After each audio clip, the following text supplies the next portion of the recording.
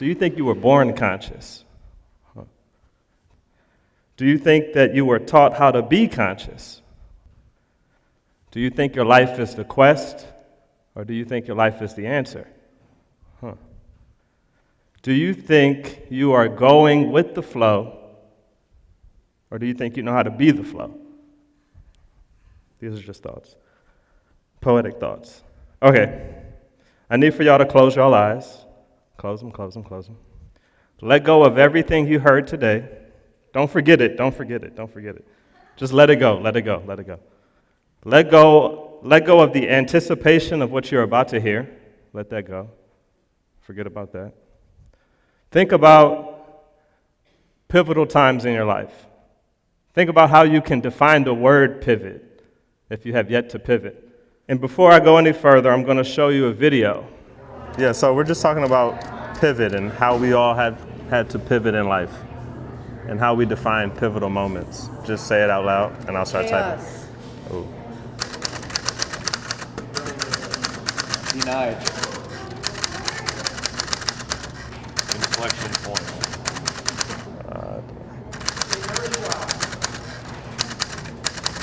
Success. We inflect. What did you say? Inflection point. We inflect. That's 2 words. What did you say? Dream. Success.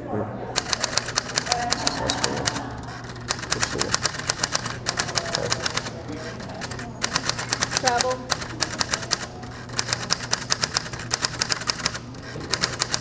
Mistake.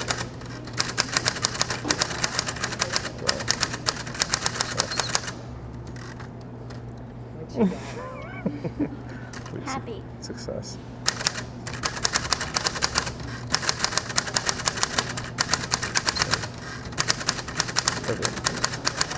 Share. Expand. Expand the evolution of community. Put those words together. Now I need some more words. So to keep the thing going, if y'all have a word, I need for y'all to yell it out. And who said that? Good Lord, you ready? You stay pivoting, huh? Okay, and y'all can keep going too.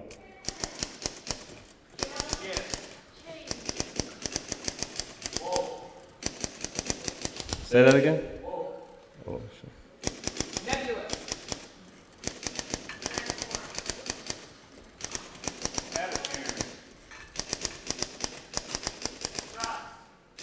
Thrust? Trust. Ooh, trust or thrust.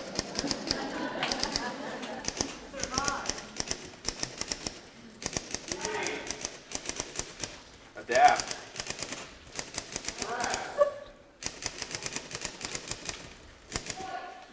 Voice? Choice. Okay, maybe like 5 more. Evolve. Evolve.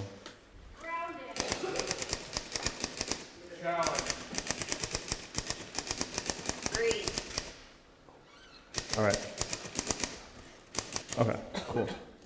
All right, so before I'm going to read the poem, but let me just tell you a little bit about myself, my pivotal times. So I grew up in Maryland. My dad was studying molecular genetics, so he was always in the lab testing stuff out.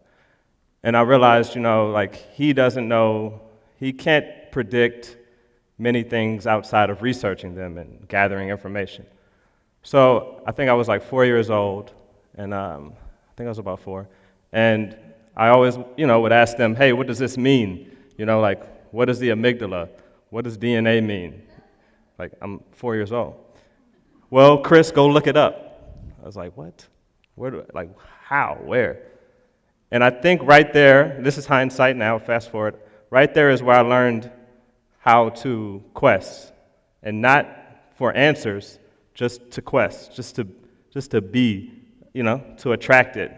Because I realized if I took your answer, then that's it, that's the end of the quest. But look how many people are in this room that may have another way to express it, right? So I took that mindset to college, and that's where the challenge began, right? Because I I was in a classroom where there's a curriculum, there's a syllabus, there's a standard, there's a structure, there's a way of learning. And if you can't imitate that, digest that, process that, and put it back out, you didn't get it. So I'm sitting in class and I'm, taking down vocabulary terms. I'm studying different schools of thought. And I raised my hand and I said, this is in psychology, abnormal psych. Is there a way to not have stress? And the teacher was like, no, we're all born with stress. I believe that. I was like, okay, cool. I'm studying how other people think, how other people perceive, and I have yet to understand what it means to think, right? So I don't necessarily believe you. That's your answer. So I took myself outside of class, outside of the curriculum, went to the library, started studying individual psych. I started studying Alfred Adler. I started studying John Watson, behaviorism. I'm realizing that we are taught how to behave. We are taught how to act and how to be. We don't have the opportunity to sit and develop it ourselves. And that's cool, it's the easy way, I think. So I took myself out of school for the summer, went back to Maryland. I was sleeping in my parents' basement, and I don't know if it was the TV or if it was what they were talking about upstairs, but I woke up and I asked myself, what do I want to do? And I don't know if it was an image, a vision. What I manifested verbally was poetry. So I wrote this poem. It was called Do You Like Poetry? And I took it to the street of Frederick, Maryland. Now this is a small city. It's kind of like Rapid. One main street where everything happens and then little cross sections. And I went out there. I didn't have time to think about how to do it, why to do it, what's the purpose, what does this mean? I was gone, I was in it. And so I sat there for the whole summer and I recited the poem, Do You Like Poetry? If you were walking down the street in Maryland, Market Street, I would ask you, do you like poetry? Do you like poetry? Do you like poetry? Do you like poetry? Do you like poetry? People would say no, yes, I can't read. What is poetry? How much money do you want? So I recited 3 months. Like I said, I didn't think about evolving. I didn't think about how to transcend. I didn't think about what's next because for some reason those things came. So people would say, hey, are you published? How can I take this poem home that you're reciting to us on the street? We'll never remember it. So I said, okay, I'm gonna think about those. So I continued on the whole summer. Then I think it was like towards the end of it, this lady from this female boutique store, Silk and Burlap, rolled up in a Jeep Wrangler and was like, hey, I want you in my store reciting your poems. I'll pay you. I was like, oh, yeah. I'm about to get paid. So I went into her store and I saw it was vintage clothing and modern furniture. So I went in, she had a shelf with a typewriter. I said, oh, you know what, don't pay me. I think it was like $100. Don't give me that. Give me that typewriter. So I took the typewriter, went back to the street, and that's where I realized, like, people automatically detach themselves from an experience because they think that there's something to learn or there's an answer here, right? So they're just waiting for this answer. So I flipped it. I said, give me something to write about. Give me what you're thinking about. Give me your vocabulary. I'll write you your poem. So that right then and there, this connection is set, right? It's individualized. So fast forward, I went back to New Orleans because there's no money in D.C. for poetry, just politics. Ooh. And so I went to New Orleans. I had some friends who busk, which is like they play music on the street, people tip them, give them money. So I started that way. I thought that would be the way that I can make a living. I would just busk and ask for donations because that's what people automatically assume. So I did that oh, by the way, I didn't go back to school. Yeah, talk about pivoting. So I went back to New Orleans, started typing, people donated money. I realized I couldn't make a living off of donations. So can I set a price? What's the going price?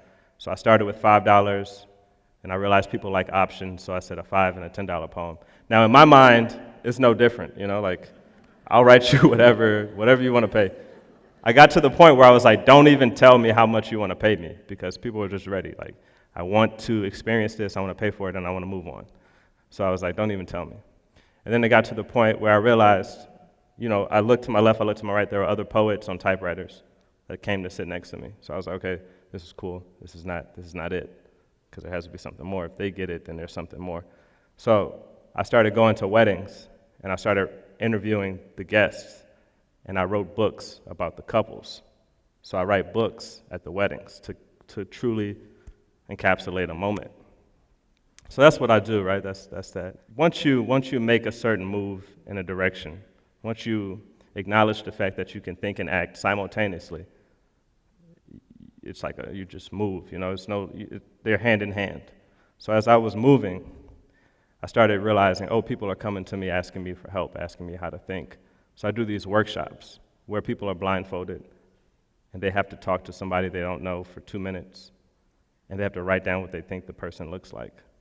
And then they take the blindfold off, and they're like, oh, yeah, no, you're not even who I thought you were, So it's crazy, right? So then I do other workshops where people are blindfolded, or they have to focus on what they hear or what they smell, and they write poems about that. And what's interesting about that is if you're isolated to just seeing or hearing or smelling, and you're walking down the street, there's something that everyone in that group is stimulated by.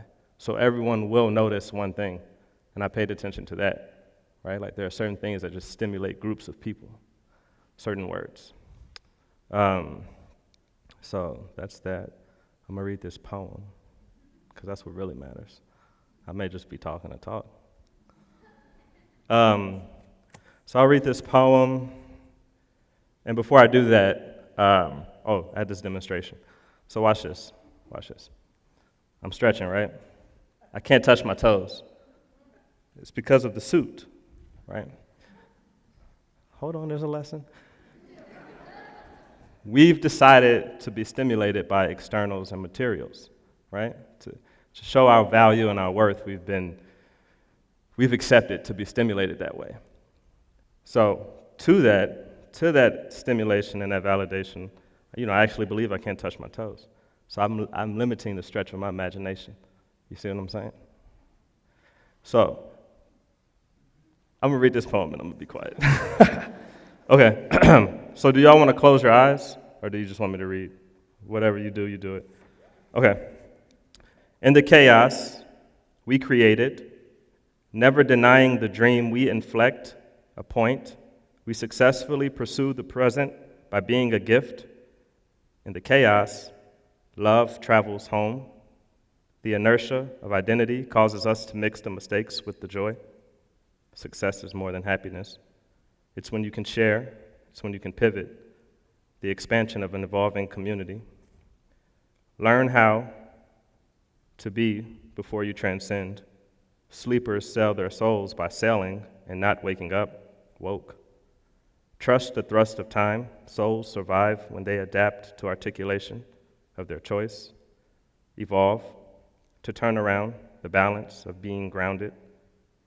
This keeps growth outside of the cage of juggling the injustice, of not knowing how to individualize the chaos.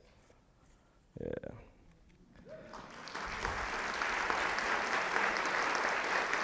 Okay. Before I say thank you, and poetry still matters,